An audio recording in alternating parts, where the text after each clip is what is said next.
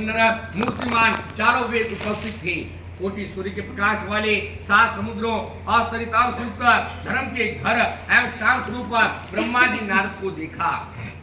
मुनि श्रेष्ठ नारद ने सर्वलोक पितामह है ब्रह्मा जी नमस्कार के विनय से पूछा। नारद जी कहते हैं, हे महाभाग, आप सर्वज्ञ हैं। मैं सर्वदा आपका हूँ। उस मुझ प्रिय के लिए आप कल्याणकारी भागवत धर्म को कहिए। हे ब्राह्मण, विष्णु धर्म के फल को बड़ी प्रकार से विस्तार कहिए, जिस प्रकार आप कृपा से परम पद प्राप्त होता है। हे पितामह, आप कार्तिक का महात्म्य भी यथाविधि विस्तार से कहिए, क्योंकि यह 6 महीनों में उत्तम महीना है। अतः कहिए, आप मुझ में कार्तिक मास के स्नान, व्रत, नियम, हरि पूजन के महात्म्य, उनके अंग और उपांगों को कहिए। ब्रह्मा जी कहते हैं, हे पुत्र, तुमने संसार के उदय हेतु यह महात्म्य ठीक ही पूछा है, सो मैं कहता हूँ, क्योंकि वास्तव में तुम्हारे समान कोई वैष्णव विष्णु धर्मांग का उपासक और विष्णु भक्त नहीं है। हे द्विजोत्तम, जो वैष्णव के लिए विष्णु धर्म का उपदेश करता है, वह समुद्र सहित पृथ्वी के दान के फल को पाता है। एक ओर तो पुष्कर, कुरुक्षेत्र और हिमालय का वास होता है, और एक ओर कार्तिक का महीना है। हे पुत्र, इनमें कार्तिक से अधिक पुण्य देने वाला है। हे निष्पाप, मैं सत्य कहता हूँ कि कार्तिक मास में विष्णु भगवान के नाम पे जो पुण्य किया जाता है वह अक्षय होता है। आश्विन मास के शुक्ल पक्ष की एकादश के दिन और पूर्णिमासी और तुला संक्रांति के दिन यह आरंभ करना चाहिए। अब विधि सुनिए। हे ब्रह्ममुहूर्त में उठकर शौचर्या से निवृत्त होकर दंड धावन करें, जैसा स्मृति में कहा गया है कि इस प्रकार के वनस्पति तू हमें आयु, बल, यश, ओ संतान, पशु, धन, ज्ञान, बुद्धि और मेधा प्रदान कर। यह मंत्र पढ़ करके 12 अंगुल की, बिना गांठ की, दुधिया पेड़ की और मेधा को प्रदान करने वाले को छोड़कर दंत धावना अर्थात मुख की शुद्धि करनी चाहिए।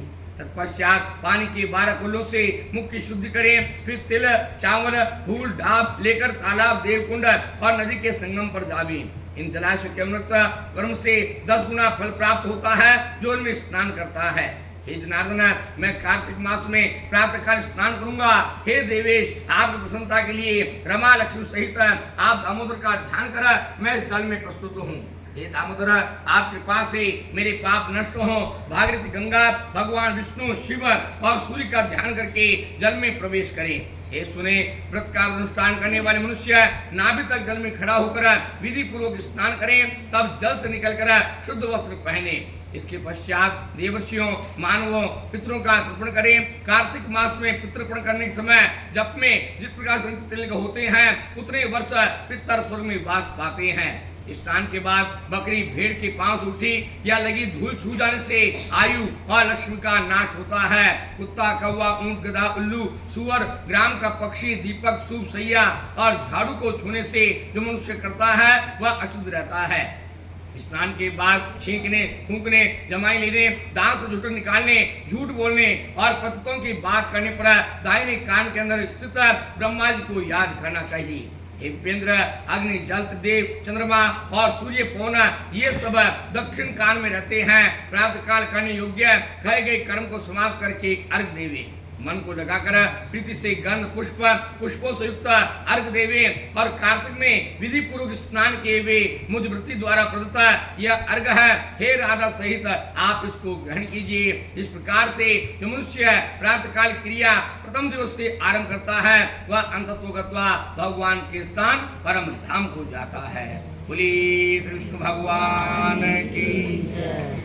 श्रीमन नारायण नारायण नारायण, श्रीमन नारायण नारायण नारायण, श्रीमन नारायण नारायण नारायण, श्रीमन नारायण नारायण नारायण, श्री नारायण नारायण नारायण, लक्ष्मी नारायण नारायण नारायण, बदरी नारायण नारायण नारायण, बद्री नारायण नारायण नारायण, गोविंद नारायण नारायण नारायण, गोविंद नारायण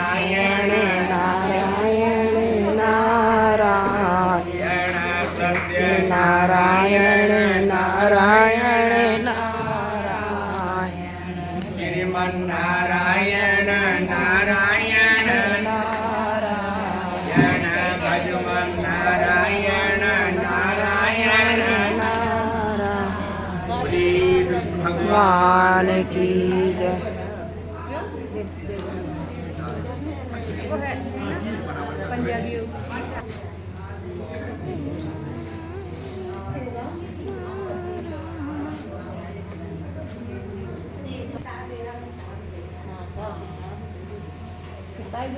हो गई कहानी, बड़ी जल्दी कर लिया, खत्म हो गया।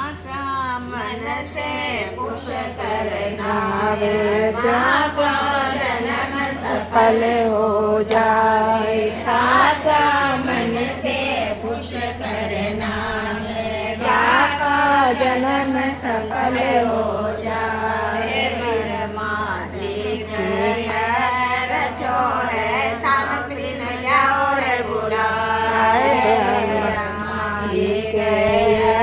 रचो है सावित्री न लो रे बुलाए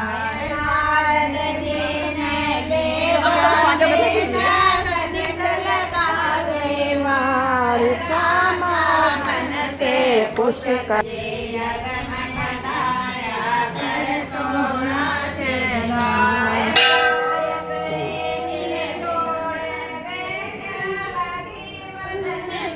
आगे साचा मन साचा मन से पुष करना वे जाका जन्म सफल हो जाए साचनियो मागत में करे ना हो सदियों ना रतन दीनों के सजवा काम करे बेटा डूंगर माए काजा बाजा नहीं सुने हटो।